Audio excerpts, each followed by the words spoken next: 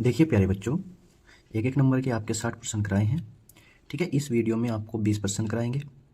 पहले जो 40% हैं वो पहली 2 वीडियो में आपको कराए गए हैं। उनको वीडियो को देखने के लिए डिस्क्रिप्शन में लिंक मिलेगा। 1 से लेकर 20 तक के एक एक नंबर के प्रश्न आपको पहली वीडियो में कराए हैं। 21 से लेके 40 तक के प्रश्न आपको दूसरी वीडियो में कराए हैं और अब 41 से लेकर 60 तक के प्रश्न आपको इस वीडियो में कराए जाएंगे। तो टोटल ये 60% आप इनको अच्छी तरीके से समझ लेते हैं तो आपके जो बोर्ड परीक्षा में 20 नंबर बहुविकल्पीय आएंगे उनको आप एक भी सवाल उनमें से छोड़कर नहीं आएंगे।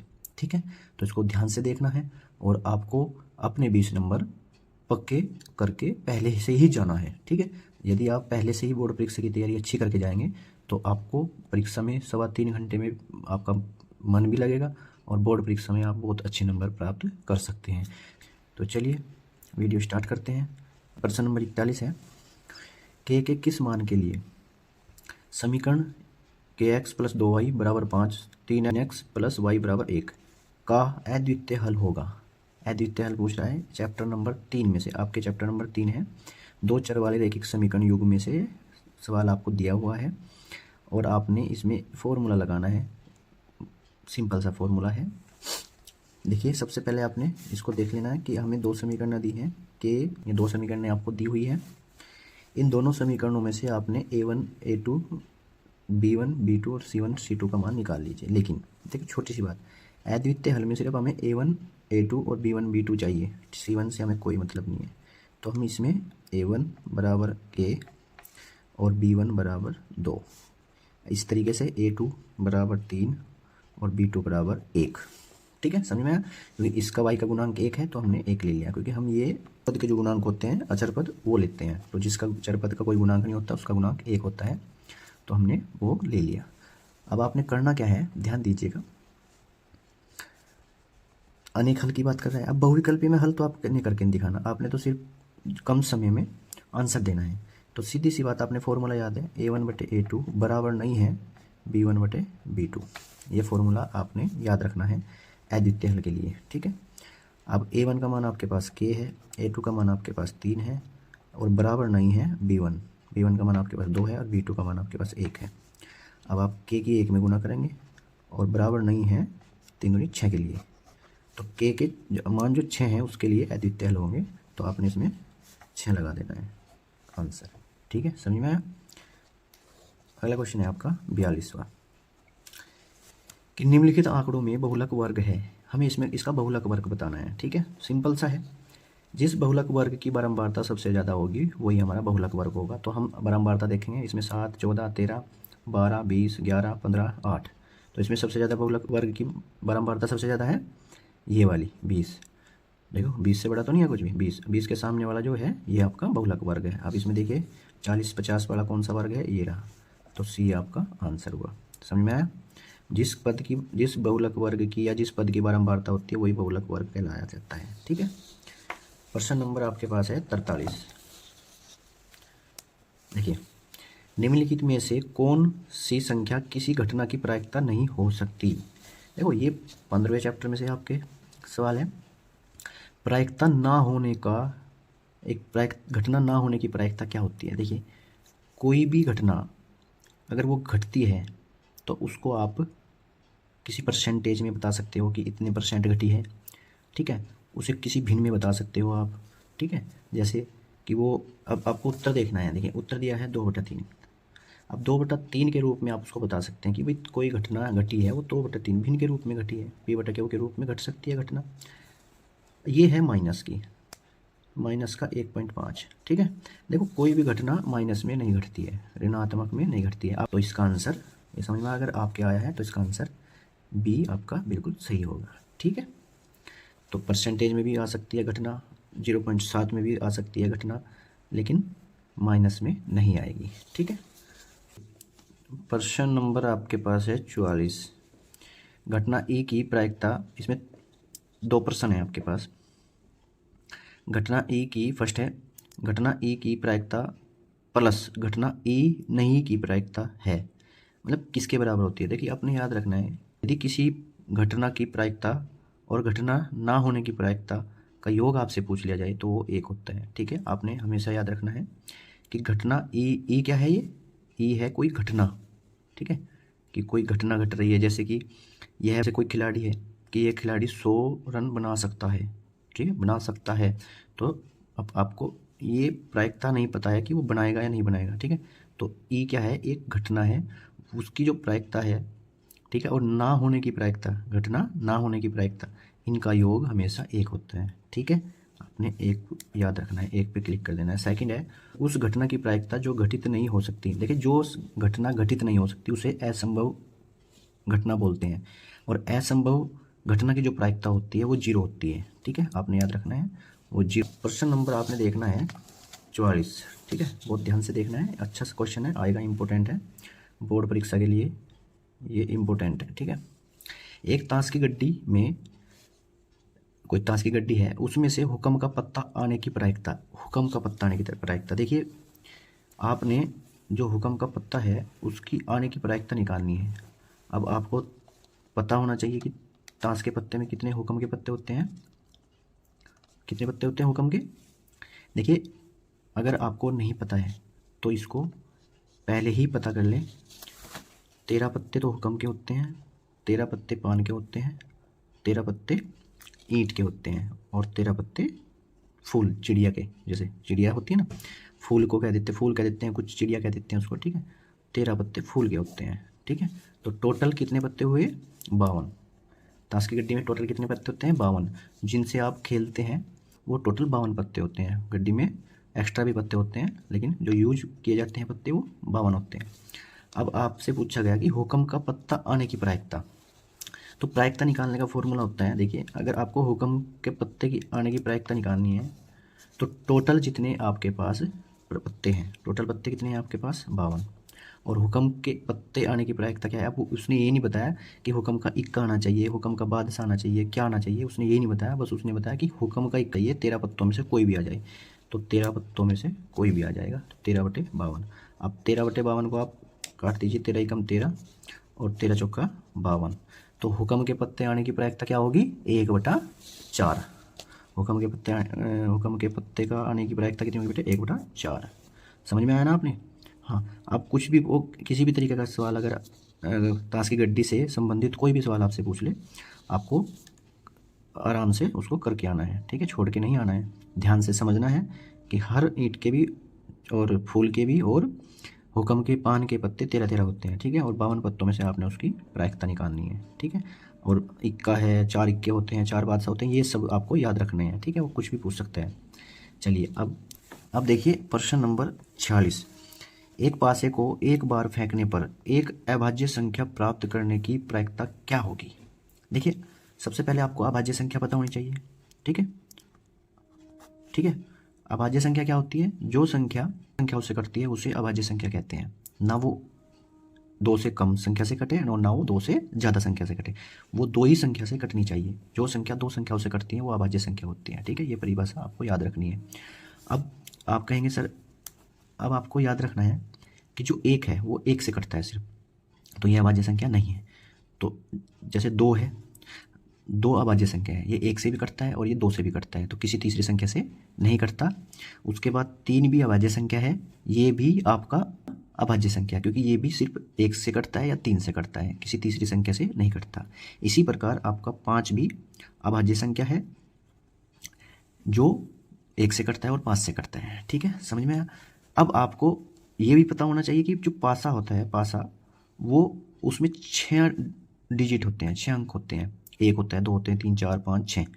ठीक है, पासा आपने देखा ही होगा, जो इस तरीके का जैसे आपको स्क्रीन पर दिख रहा है, ये पासा होता है। ठीक है, इसमें 6 डिजिट होते हैं।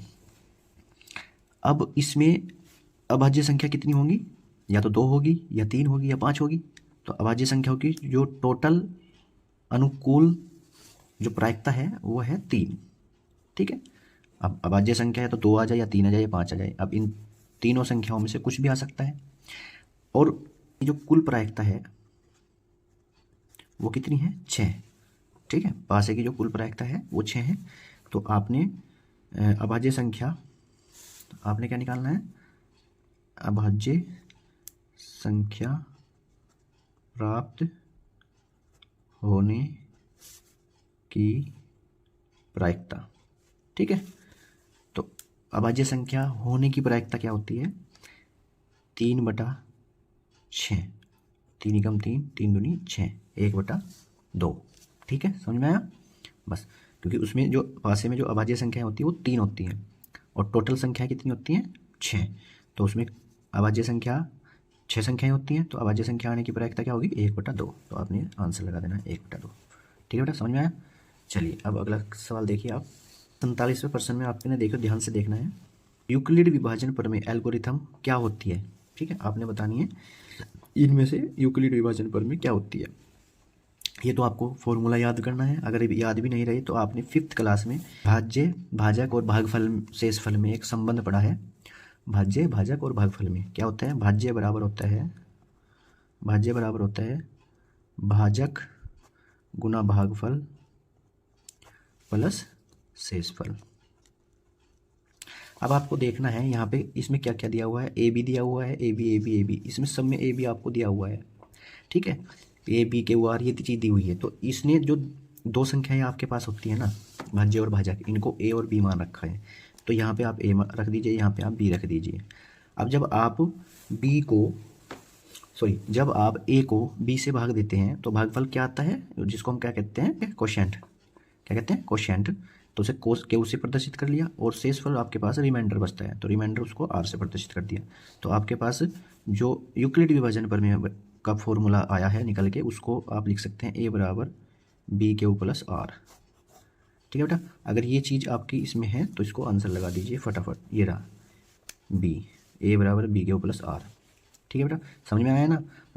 लाइक जरूर कीजिए। देखो बेटा, अगर कोई चीज़ आपकी समझ में आ रही है तो उसको लाइक कीजिए, क्योंकि आपके लाइक करने से ही वीडियो उन बच्चों तक पहुंचती है जिनको इनकी ज़रूरत है। ठीक है, लाइक ज़रूर कीजिए। चलिए अब आपके पास अगला प्रश्न है 48वां। देखिए पहले प्रश्न को पढ़ लेते हैं। बोलता है कि 23/2 की पावर 3 इंटू 5 की पावर 2 किस आवर्ती का है? इसका दशमलव प्रसार बताइए। मतलब इसका जो दशमलव प्रसार है वो किस आवर्ती का है? शांत आवर्ती, अशांत आवर्ती, ठीक है, दोनों या इनमें से कोई नहीं, ये आपने बताना है। तो ध्यान से देखिएगा बेटा, आपको दिया हुआ है 23/2 की घात 3 इंटू 5 की घात 2। बस आपने शांत और अशांत आवर्ती की एक मैट्रिक होता है, एक मेथड होता है, वो आपने याद रखना है। आपने सिर्फ हर देखना है, संख्याओं का हर। अगर इनके अभाज्य गुणनखंड, हर के अभाज्य गुणनखंड 2 या 5 है, 2 या 5 है, तो वह संख्या शांत आवर्ती की होगी, शांत आवर्ती की होगी। ठीक है बेटा, अगर देखो उसने पहले ये चीज़ दी हुई है कि 2 की घात 3 और 5 की घात 2, मतलब 2 की घात कितनी भी हो, है तो 2 ही बटे में, और 5 की घात भी कितनी हो तो 5 ही है। तो अगर 2 आ जाए या 5 आ जाए या 2 5 इकट्ठा आ जाए, ठीक है, तो शांत आवर्ती की होगी। ये मत समझिएगा कि भाई 2 और 5 जरूर आना चाहिए। अगर ये 23/2 की घात 3 है तो भी शांत आवर्ती का है। अगर ये 23/5 की घात 2 है, ये भी शांत आवर्ती का है, और ये भी शांत आवर्ती का है। ये तीनों चीज़ आपकी समझ में आई? कुछ भी आ जाए आपने इसमें, अगर इनसे अलग कुछ भी आ जाए तो आपने अशांत आवर्ती लिख लेना है। मतलब 2 की घात 3 भी आ जाए और उसके साथ 3 की घात 5 आ जाए या 3 आ जाए, ठीक है, 2 को और 5 को छोड़कर कोई भी अगर अन्य संख्या आती है तो वो अशांत आवर्ती की होगी। समझ में आया ना? तो चलिए शांत आवर्ती पे टिक लगा देते हैं। तो ये शांत आवर्ती का है। ठीक है बेटा, समझ में आया? चलिए अगला देखिए, प्रश्न नंबर है 49।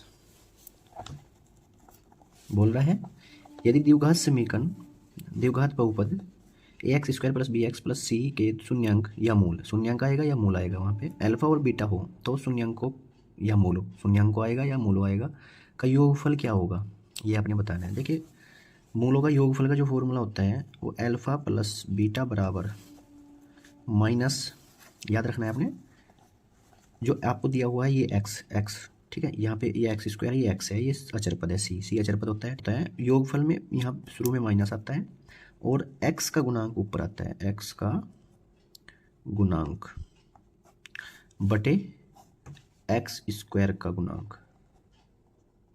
ठीक है, बस ये फॉर्मूला याद रखना आपने। माइनस, अगर यहाँ पे प्लस है तो प्लस लिखना है, माइनस है तो माइनस लिखना है। ठीक है, अगर यहाँ पे माइनस होगा तो इस माइनस की उसमें गुना हो जाएगी, ये प्लस हो जाएगा। तो बी, एक्स का गुणांक बी है और एक्स स्क्वायर का गुणांक आपके पास ए है। ये आपका आंसर। अगर ये इन दोनों में से कोई भी माइनस होता तो माइनस से माइनस कट जाता, प्लस हो जाता। तो माइनस के बी बटा ए आप देखिए ऑप्शन जो भी होगा, तो आपका उत्तर है बी। ठीक है, माइनस के बी बटा ए, ये आपका आंसर सही है। अब अगला क्वेश्चन देखिए, बोलता है दो क्रमागत 50% है, दो क्रमागत धनात्मक पूर्णांकों का गुणनफल 306 है, तो पूर्णांक क्या होंगे, पूर्णांक क्या होंगे। अब आपको दो क्रमागत दे दिए हैं इसने, ठीक है, क्रम से। अब आप देखिए 16 17 ये भी क्रम से है, 17 18 ये भी क्रम से, 18 19 ये भी क्रम से है, 19 20 ये भी क्रमागत ही है। भाई 16 के बाद 17 आता है, 17 के बाद 18 आता है, 18 के बाद 19 आता है, 19 के बाद 20 आता है। तो इनमें आप सिंपल सी ट्रिक है, आप 306 के फैक्टर कर दीजिए, 306 के फैक्टर कर दीजिए। लैसे विधि आती है ना, गुणनखंड विधि से। आप इसको 2 से काट लीजिए, 15 दूनी 30 और 2 तिया 6। ठीक है, दो, बात खत्म हुई। अब आप देखिए कि 153 2 से तो कटेगा नहीं, 3 से कटता है। तो 3 से कटने का ट्रिक क्या होती है, देखिए इनको जोड़ दीजिए आप, इनके डिजिट जो आपको अंक दिए हुए हैं ना, इनको जोड़ दीजिए। अगर इनके अंक 3 से कटते हैं तो ये भी 3 से कट जाएगा। देखो 1 और 5 6 और 3 9 कट जाएगा, 3 से काट दीजिए। ठीक है, क्या हुआ, 1 और 5 6 और 3 9, तो इसको 3 पंजे 15 और 3 एकम 3 कट चुका है। अब आप देखिएगा 51, ये भी 3 से कट जाएगा, 3 एकम 3 और 3 सत्ते 21। देखिए अब आपका काम हो चुका है। बस आपका एक तो ये आ गया 17, तो आपने 17 लेना है।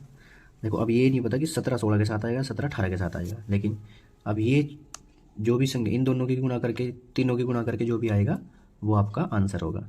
2 तिया 6 6 तिया 18, समझ में आया, 17 और 18 क्या आंसर है आपका, 17 और 18 पे आपको टिक लगा देना है। ठीक है, समझ में आया। चलिए अगला क्वेश्चन देखिए प्रश्न नंबर है 51।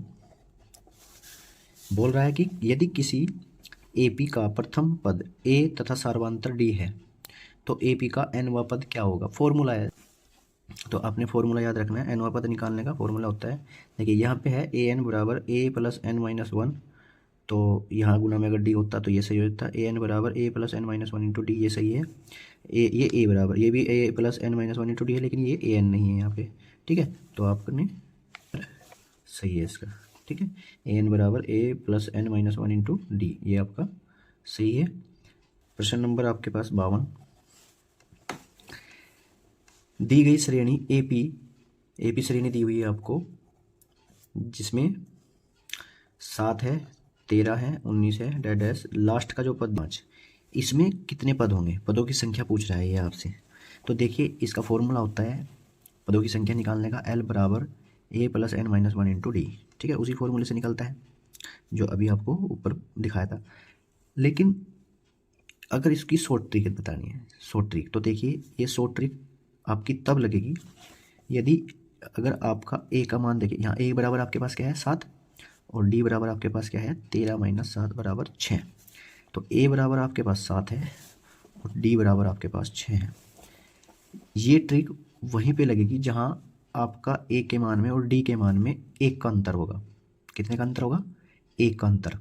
मतलब अगर ए बड़ा है डी से, तो आपने क्या करना है, ये बात याद रखनी है आपने। अगर ए बड़ा है डी से तो क्या करना है आपने, फॉर्मूला एन का मान पूछ रहा है तो एन बराबर जो आपको ए एन दिया हुआ है लास्ट पद, इसमें से आपने 1 घटा देना है। अगर ए बड़ा है तो 1 घटा देना है, अगर डी बड़ा है तो 1 जोड़ देना है। समझ में आ रही है बात। अगर ए बड़ा है तो 1 घटा देना और डी से भाग दे देनी है, एन आपका आ जाएगा। अब देखिए ए एन आपको दिया हुआ है 205 माइनस 1 और डी आपके पास है 6। समझ में आया।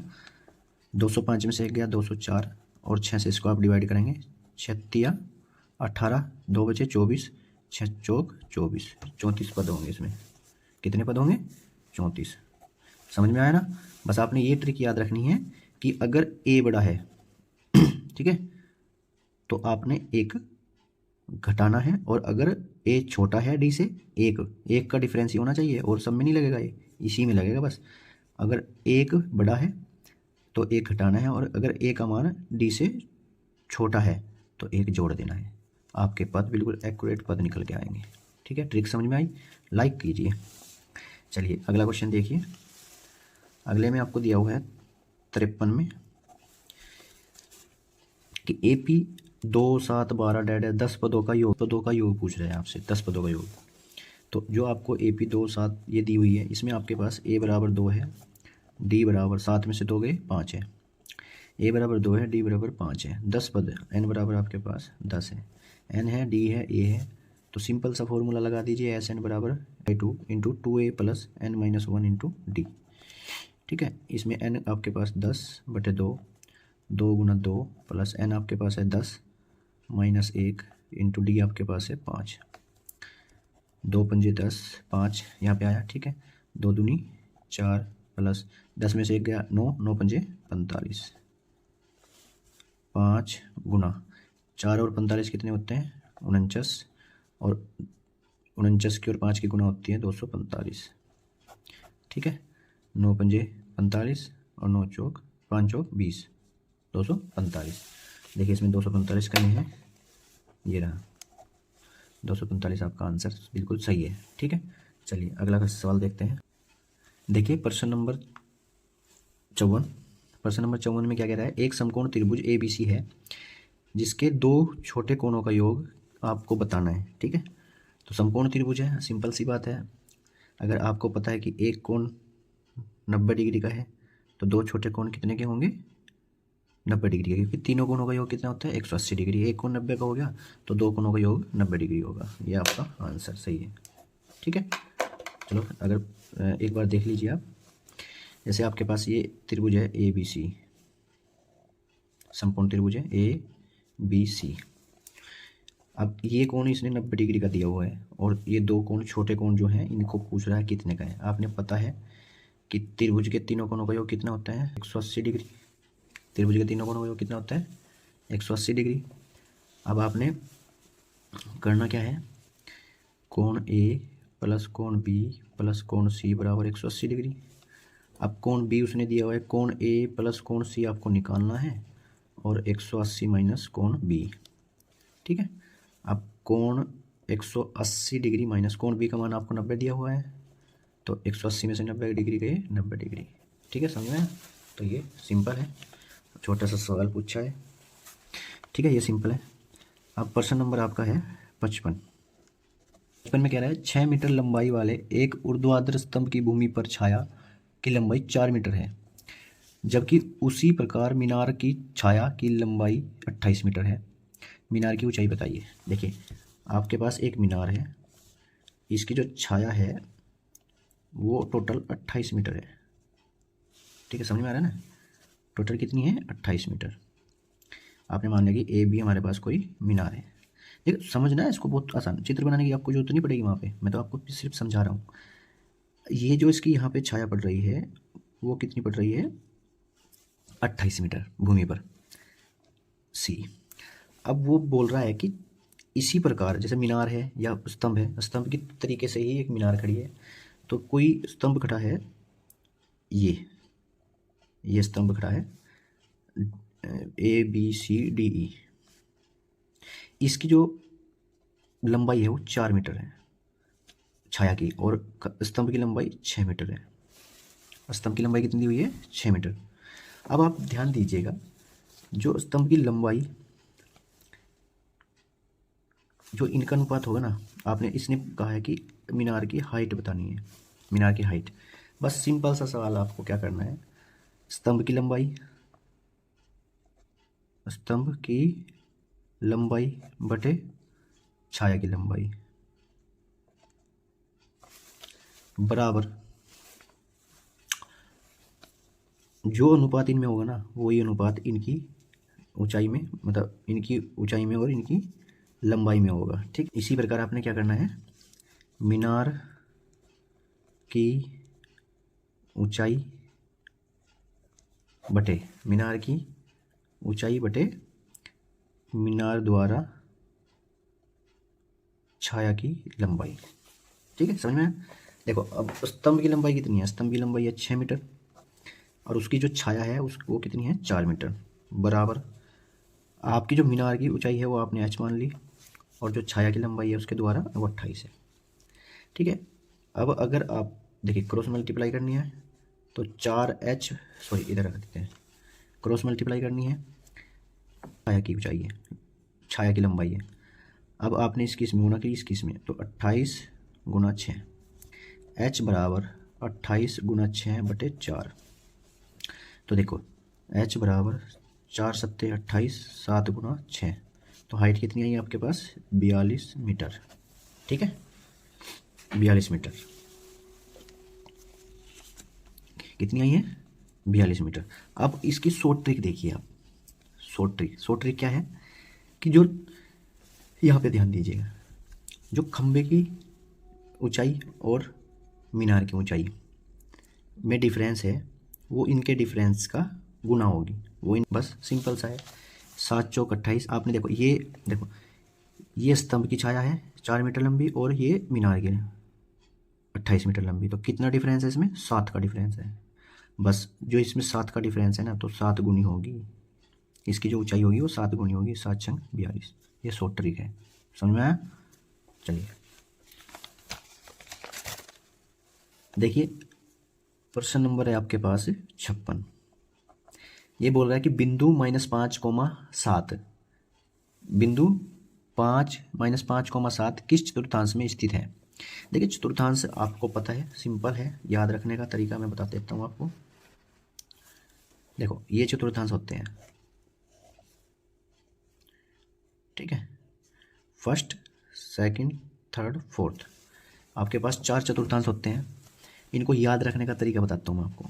देखिए पहले वाला, देखो 2 पहलवान होते हैं, ठीक है, एक प्लस और एक माइनस, ये 2 पहलवान है, इन 2 पहलवानों का ही खेल है इसमें। अब 2 पहलवान आए, वो जो मतलब ताकतवर हैं उन्होंने इसको जीत लिया।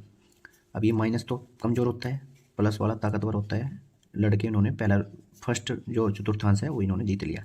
याद रखने की ट्रिक है ये आपकी, याद रखने की किस तरीके से आप याद रख सकते हैं। तो इन्होंने पहलवानों ने प्लस प्लस रूम अपना प्लस प्लस का कर लिया।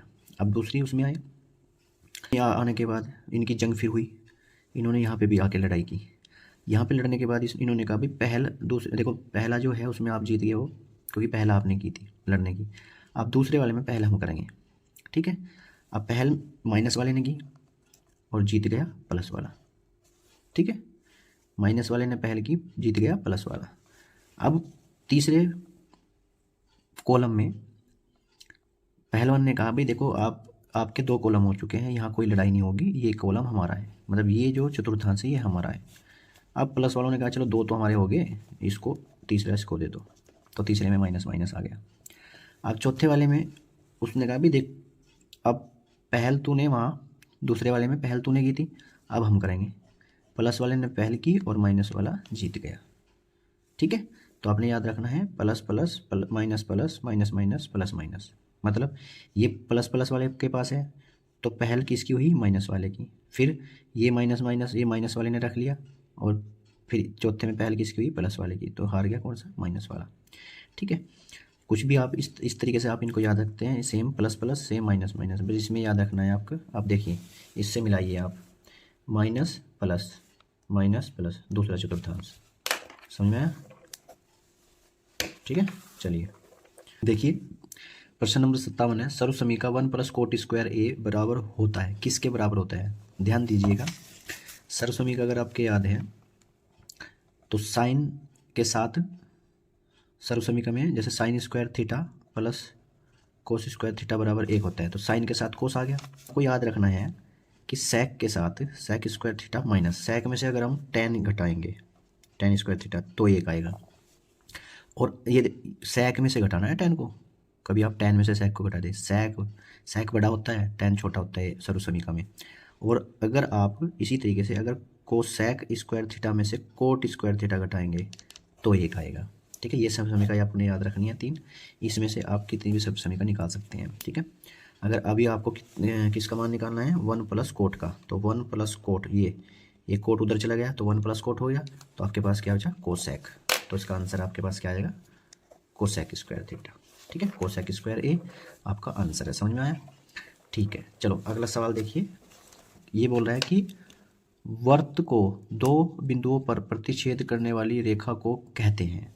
जो वर्त होता है उसको 2 बिंदुओं पर प्रतिच्छेद करने वाली रेखा को हम क्या कहते हैं।